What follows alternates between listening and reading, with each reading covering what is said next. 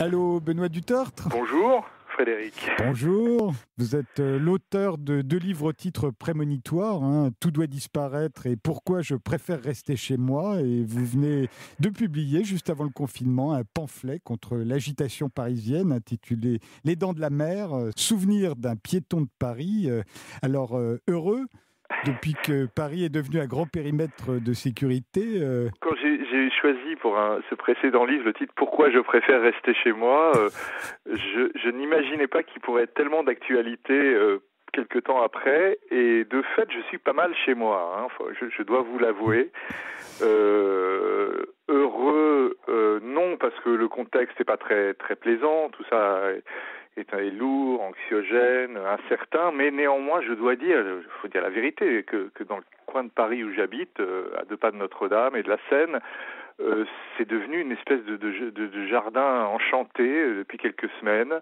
Il n'y a plus une voiture, l'industrie touristique a complètement disparu. Une espèce de Paris à la fois un peu endormi, mais très très doux et très agréable que je vois de mes fenêtres, là, avec les marronniers roses, les oiseaux. Ce matin, j'étais réveillé par des goélands. Je me demandais si j'étais à Étretat ou à Paris, mais ils viennent beaucoup sur la Seine en ce moment. Enfin, c'est assez étonnant, hein, cette transformation. Oui, normalement, en mai, il aurait dû y avoir Run My City, place de l'Hôtel de Ville, à un vol d'oiseaux de chez vous, avec des tambours le dimanche matin. Ça va vous être épargné. Voilà, parce qu'il faut quand même dire que l'écologie version hôtel de ville Anne Hidalgo, c'est quand même une espèce d'animation permanente, notamment sur le parvis de l'hôtel de ville qui est pas loin de chez moi, c'est de l'autre côté du pont, mais on entend bien ce qui s'y passe. Et effectivement, j'ai l'habitude d'être réveillé le dimanche matin au printemps par des tambours de toutes sortes pour des manifestations, des sorties sportives organisées pour les nouveaux citoyens, etc. Et c'est quand même très fatigant, surtout que ça se prolonge le soir après avec des fêtes techno sur les berges de la Seine ou des trucs comme ça. Ça s'arrête un peu jamais. Et là, ça s'est complètement arrêté.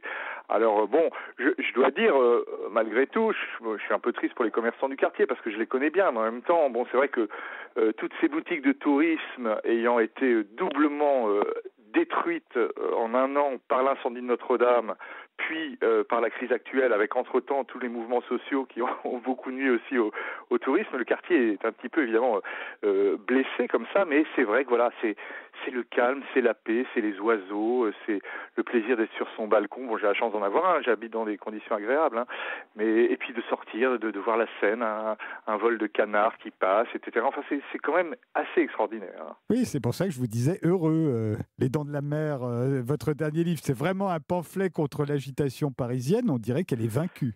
Oui, mais alors, bon, ce sont tous les paradoxes, parce que bon, je peux dénoncer une chose, je peux dénoncer surtout la façon dont la politique de la ville de Paris est mise en œuvre, qui à mon avis est catastrophique, parce qu'elle ne diminue pas réellement la circulation, parce qu'elle produit beaucoup d'agitation, bon, bref, parce qu'elle encourage le tourisme, mais en même temps, soyons honnêtes, je vous dis, cette extinction totale, je peux pas dire qu'elle me réjouisse totalement parce que j'imagine quand, vous savez, en juin 40, au moment où les Allemands sont arrivés, ça devait être un peu pareil, hein. Paris était déserté, ça devait être d'un calme assez extraordinaire en ce début d'été. C'était pas pour autant très très réjouissant, et donc voilà, il y a une espèce de nuance entre le plaisir tout d'un coup d'avoir l'impression d'être à la campagne à Paris, et puis malgré tout de savoir qu'une ville c'est pas vraiment ça, et que si c'est comme ça, c'est qu'il y a quelque chose qui va pas quand même. Néanmoins, j'imagine que vous voyez d'un bon œil le fait qu'on n'est pas prêt de rouvrir les fan zones, notamment sur le Champ de Mars, parce que les fan zones, ce serait terrible, hein, pour se contaminer, il n'y aurait pas mieux. Les fêtes non plus. Ah oui, non, je vois tout ça d'un très bon œil. Même, je vous dirais, moi qui était, sans doute à contre-courant, mais contre la fermeture des voies sur berge, je dirais qu'on s'aperçoit très bien en ce moment où elles sont devenues inaccessibles pour éviter que les gens s'y massent. On voit très bien qu'elles servent pas à grand-chose, ces voies sur berge, parce que franchement, Paris vu des quais hauts de la Seine, c'est-à-dire là où on peut se balader juste au-dessus, comme l'ont toujours fait les Parisiens, c'est très très beau aussi. Et franchement, voilà, quand les quais hauts retrouvent leur quiétude, on y est très bien également. Et puis voilà, il y avait une chose qui était quand même là je vais dans le sens je vais dire la préfecture de police, mais bon, c'est comme ça.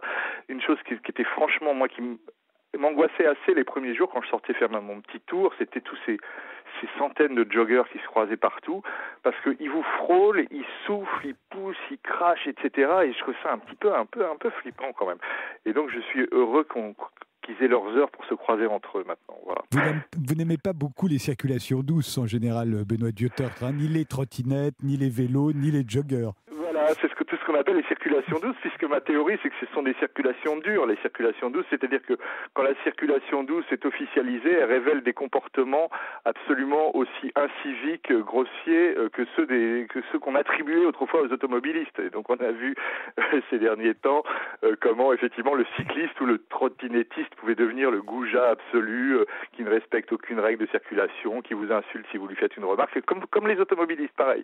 Et c'est un peu ce qui les caractérise, tous ces gens doux qui incarnent le monde meilleur qui nous est promis. C'est pour ça que vous savez, je suis un piéton de Paris, hein, comme disait Léon-Paul Farc, j'ai toujours aimé me promener dans cette ville, y marcher.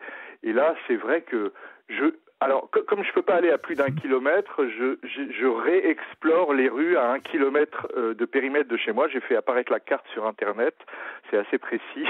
Et donc, je les fais presque une par une, méthodiquement, et je redécouvre des petits trésors de boutiques, de façades, de tas de jolies choses très, très plaisantes quand on aime vraiment Paris, quoi. Merci, Benoît Dutertre. Portez-vous bien, soyez prudent. Merci, cher Frédéric. Écoutez, jusqu'à présent, ça a été. On va essayer de tenir bon encore quelques semaines. Jusqu'au 11 mai. Jusqu'au 11 mai, voilà.